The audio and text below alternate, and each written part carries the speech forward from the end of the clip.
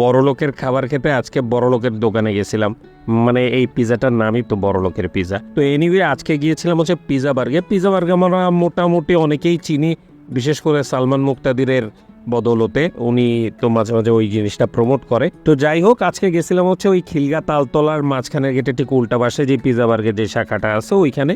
তো ভিতরে ঢুকে আমার চোখ ছানামারা হয়ে গেছে। এক বেকায়দা সুন্দর, মানে ওয়ান অফ দ্য ব্যাপক সুন্দর রেস্টুরেন্ট, বেশ সুন্দর।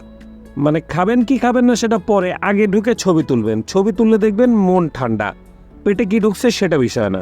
অনেক সুন্দর জায়গা, বড় স্পেস, দোকানের ভিতরের ক্রাউডও আমার কাছে বেশ ভালো লাগছে, মানে অনেক ক্রাউড আর কি। আমার মেনুটার দিকে তাকায় বুঝলাম যে ভাই এরা মনে হয় মানে ওই দামটা দেখাইতে লজ্জা পাচ্ছিল আর কি, জন্য দামগুলো ছোট ছোট ছোট ছোট করে দিয়ে রাখছে।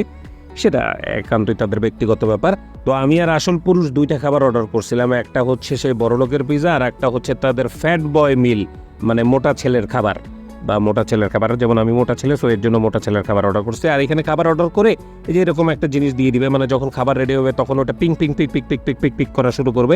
ততক্ষণ আমরা আবার এটা দিয়ে খেলাধুলা করতেছিলাম যে টাইম তো পাস করতে হবে। মোটামুটি 10 থেকে 15 মিনিট পরে আমাদের খাবার চলে আসছে, আমাদের পিজা চলে আসছে। পিজা খাইতে কেমন হবে খাওয়ার আগেই আমার দেখেই ভালো লেগে গেছে যে আসলে তো জিনিসটা দেখতে আসলেই সুন্দর, আর চিজ দেখলে তো এমনিই আমরা একটু দুর্বল হয়ে পড়ি। আর এটা হচ্ছে তাদের ফ্যাট বয় মিল, নামে ফ্যাট কিন্তু দেখতে অতটা ফ্যাট না। আর চিজের ভরা পিজা যখন খাবো চিজ পুল তো করতেই হবে, নাইলে মানে ওই পিজা খাওয়ার আবার দরকার নেই। চিজ পুল না করলে পরে পিজা কেন খাবো, মানে চিজ পিজা কেন খাবো। তা পিজাটা মুখে দিয়ে আমার কাছে মনে হইলো যে না, অ্যাকচুয়ালি খুব বেশি খারাপ না। আর ময়নার বাপের তদন্ত করে আমি দেখলাম যে তাদের ভিতরে, মানে তাদের ভিতরে না, পিজার ভিতরে অনেকগুলা ওই সসেজ, ক্যাপসিকাম, চিকেন, বেশ অনেক কিছু দিছে। আমার কাছে মোটামুটি ভালো লাগছে, মানে খুব ভালো লাগে না, টপ নচ না, লাইক 6, 6.5 আমি মার্ক দিতে পারি। আসলে সবসময় চিজ বেশি থাকলে তো 10-এ 10 পাওয়া যায় না। আর ফ্যাট বয় মিল, নামে ফ্যাট, কাজে পাতলা পাতলা একটা বয় মিল। তা সেটার ভিতরে এখানে ভেজিটেবল দিছে, আর এখানে এটা নাকি মনে হয় চিলি চিকেন, মানে এইটাকে চিলি চিকেন বলবো না ওইটাকে ভেজিটেবল বলবো না, আমি আসলে তখন কনফিউজ ছিলাম। আর এই যে গাজরের আর বাঁধাকপির একটা কি জানি দিছে, এটার নাম আমি আবারও জিজ্ঞাসা করতেছি এটাকে কি বলে, আই ডোন্ট নো। মানে আপনারা যেটা বলবেন সেটা আমি জানি, কিন্তু এটাকে কি বলে সেটা আমি জানি না। আর ছোট্ট ছোট্ট টুনিটেক দিয়েছি, এগুলোর নাম হচ্ছে মুরগি ভাজা, মানে চিকেন ফ্রাই আর কি। এগুলোর মনে কোনো ইন্টারন্যাশনাল নাম আছে আমি জানি না। এনিওয়ে রাইসটা মুখে দিতে হবে। রাইসটা মুখে দিয়ে আমার কাছে মনে হলো যে টিপটপ, বাট ফ্লেভারের কিছুটা কমতি আছে। যেহেতু এত ভালো দোকান, এত নাম করা দোকান, সেইখানে আমি একটু ফ্লেভারটা একটু বেশি আশা করছিলাম।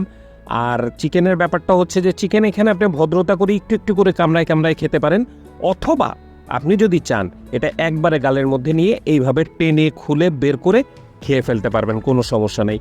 তবে এইখানে খাবারের ভিতরে যদি আমি একটা দুর্দান্ত খাবারের কথা বলি, এই সসটা আপনারা এসে শুধু চামচ দিয়ে খাইতে পারেন। আমি কিন্তু লাস্টে একদম শুধু শুধু চামচ দিয়ে খাইছি। আর খাবারের ব্যাপারটা বলতে গেলে খাবারের স্বাদ এবং দাম সব কিছু যদি মিক্স করি, আমার দুইটা ডিশ মিলায়ে আমি মোটামুটি 5 থেকে 6-এর ভিতরে আমি নাম্বার দিতে পারি 10-এ।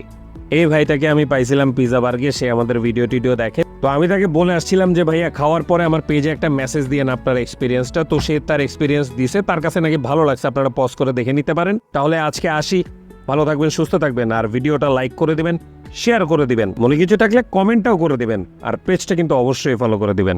আল্লাহ হাফেজ।